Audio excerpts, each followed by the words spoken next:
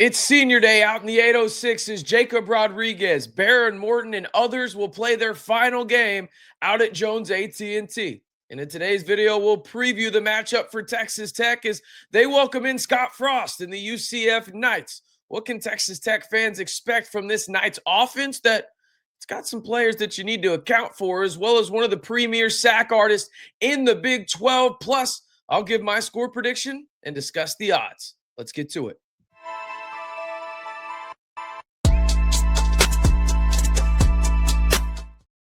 Hey, how's it going, everybody? It's RC Maxfield here for the Red and Black Report. Appreciate y'all tuning in to, well, one of these final game preview videos here on the channel for Texas Tech football. Hopefully, I say one of the last. Hopefully, we've got about, hold on, let me do some quick math here. 1, 2, 3, maybe 6 or 7 more. Hopefully, but on this one, let me know your score prediction down in the comments below for UCF at number 6 Texas Tech. We'll discuss the odds and everything here in just a minute as the Red Raiders in their home slate with yet another sellout. Let's go ahead and jump right into the stats for this one. Texas Tech still the number 1 scoring offense in the Big 12 at 42.1 points per game.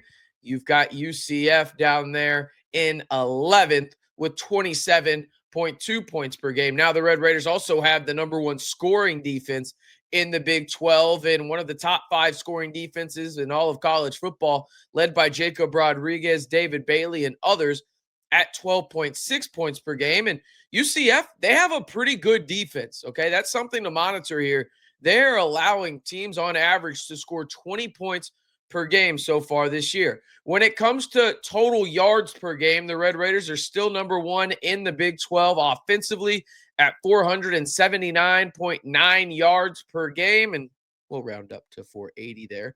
Now, UCF just over 400 at 402.6. Texas Tech only allowing teams to get 269.7 yards per game. And again, this UCF defense, it's better than a lot of people give them credit for. They give up 321.7 yards per game. Now, this is where things change in terms of where Texas Tech can exploit, this UCF defense. The Red Raiders are number 4 in the Big 12 at 193 rushing yards per game. UCF actually not too far behind the Red Raiders at 186.3. Now, Texas Tech has the best rushing defense in all of college football, a near 50-yard difference compared to the Arizona State Sun Devils, who have the second best rushing defense in the Big 12. Texas Tech only allows 73.8 yards per game on the ground. UCF allows 153.4. Now, in the passing department, the Red Raiders are top 3 in that regard as well, just coming in south of 290 at 286.9. UCF, not much of a passing team, if we're being honest about it. They have 6 passing touchdowns on the year, and they average 216.2 passing yards per game. When it comes to their defense, again, a better defense than they are giving credit for here, okay? And I understand that there will be some people saying, okay, you're going to rush on them because you are, winning. But UCF does not allow teams to pass very well. 168.2 yards per game through the air. The Red Raiders come in 2 spots below them at 195.9. That's not too surprising, as it's basically the inverse of what's happening to UCF. Everyone's running on them to close the game out. Everyone is passing on the Red Raiders to try and catch up. So it's not surprising that the passing totals are quite a bit higher than the rushing totals for the Red Raiders on that front. Now, when we go ahead and look at players you need to know for the UCF Knights, get them on your screen right there. They are led by quarterback Tavian Jackson. He has played for a multitude of schools, but he has landed in Orlando to play for Scott Frost. He's the starting quarterback there, taking over early on this season. He has 5 TDs to go along with 5 interceptions. Again, they really don't pass the ball very well. I'm not trying to be, a douche about this, but just not very good at passing the football are the Knights. But they are a pretty solid rushing team, as we mentioned. And you've got a couple of dudes. Miles Montgomery leads the way, but Jaden Nixon, 10.5 yards per carry, 7 touchdowns. He's more of a gadgety guy, but he's explosive. But the guy you need to know in terms of the rushing game for the UCF Knights is Miles Montgomery. He will lead the backfield charge for the Knights. Now, when it comes to receiving, again, they don't pass the ball very well, but Dwayne Thomas, is the guy to know. 40 receptions, 402 yards receiving, 41 long, but he does have 0 touchdown receptions on the year. Not too surprising considering the Knights only have 6 as a team. They have a pretty solid kicker as well. Just figured I'd point that out. But there's a couple of guys on their defense that really stand out to me as actually like really, really good players in the Big 12. And again, I'm not trying to downplay them from a, talent perspective or anything, but they are 14th in the Big 12 right now. Lewis Carter's a really solid linebacker, okay? He is a guy that leads them in tackling, 33 solos, 30 assisted. He's a rangy linebacker that goes sideline to sideline, not afraid to get his nose down and really, lay the wood in the run game. No pause necessary there. But the guy that I really want to talk about is Malachi Lawrence, okay? This guy is not getting talked about enough for the season he's having, okay? Yes, I understand he only has 16 tackles on the year, 9 assists, so 25 total. This man has 7 sacks, okay? He's one of the leading sack artists in the Big 12. He is a guy that could potentially create fits for the Texas Tech offensive line, and you've got Nigel Kelly as well on the opposite side, who has 3 sacks this year. They form one of the better duos in the Big 12 when it comes to getting after the quarterback. So those are the guys I'm watching for most. Again, Malachi Lawrence, you got Nigel Kelly. You've also got Lewis Carter on the defensive side. And when it comes to the passing game, Thomas Jr. is a name to watch. And then running the football, it's Miles Montgomery with Taven Jackson as the quarterback for the Knights. Now, I'll be honest with you. This game, I thought the line would move quite a bit more. And we'll look at it a little bit more in depth here in just a second.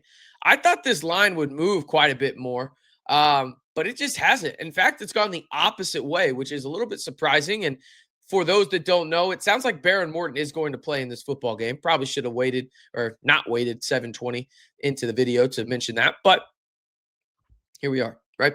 Behren Morton does sound like he's going to play. Joey McGuire said that they have a practice plan for him, and they do expect B. Mort to play in his final game out in the 806 at the Jones on Saturday afternoon. Now, maybe Vegas just steadfast, hey, we're going to keep the line where it is until we know.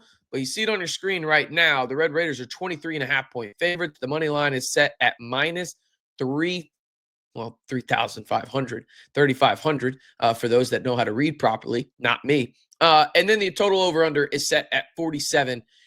Texas Tech looks to try and keep their streak alive of every win this season by by at least 3 possessions outside of that Arizona State game. And maybe it would have been a little bit different if they had Behren Morton. But again, here on the channel, we do not talk about what ifs like the SEC folks out there. Looking at you, Paul Feinbaum, you absolute piece of you-know-what.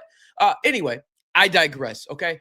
In this football game, we'll talk about the keys to the game in the next video here on the channel on Friday. But I'm looking for Texas Tech to really get the run game going. I think you're going to see a lot of quick passes in this one as well. I think it's just going to try and make life easy for Behren Morton, right? At the end of the day, that is going to be the prerogative for Texas Tech offensively. Defensively, I mean, pin your ears back, ladies and gentlemen. Have fun, David Bailey. Have fun, Romello Height. My bold prediction this season in terms of before the season started was that Romello Height and David Bailey end up getting 25-plus sacks this season. They have a chance to do it, okay? Now, obviously, I meant in the regular season. They have a chance to do it. Do they need to make up some ground in this game? Absolutely they do. But this is the game to do it. Taven Jackson is a guy that is mobile, but maybe not the most mobile quarterback the Red Raiders have played this year. If you force him into being a passer, and I suspect the Red Raiders do because they should get up early in this football game, David Bailey and Romello Height may, no joke, have 3 sacks each. I mean, this could get ugly out in the 806. That being said, Texas Tech does have to take care of business. I think the Red Raiders do as 23.5-point favorites. I think they cover that and then some. I think the Red Raiders win this football game by 30-plus points. In fact, I'm going to go ahead and say Texas Tech wins this football game 41-10. It is a get-right game for Texas Tech offensively because you think about the red zone woes they had. I think they get right in the red zone against the Knights, and then they go into a bye week before their final game of the regular season out in Morgantown to face off against the Fighting Rich Rodriguez's of the West Virginia Mountaineers. But one more time, my score prediction is 41-10 Texas Tech over UCF. Let me know your score prediction down in the comments below. And while you're down there, be sure to like the video and hit that subscribe button as we are fastly growing, people. I'm telling you, we may be at 15,000 subs by the end of basketball season. I mean, what y'all are doing here on the channel is unbelievable. So if you want 100% free Texas Tech football and men's basketball content all year long, the most interactive YouTube channel here in the tech space as well, this is the place for you. Again, best way to help support the channel, simply like the video and hit that subscribe button to keep this content 100% free. All right, that's going to do it for today's video. I'm RC Maxfield reminding you, as always, stay safe and welcome tech.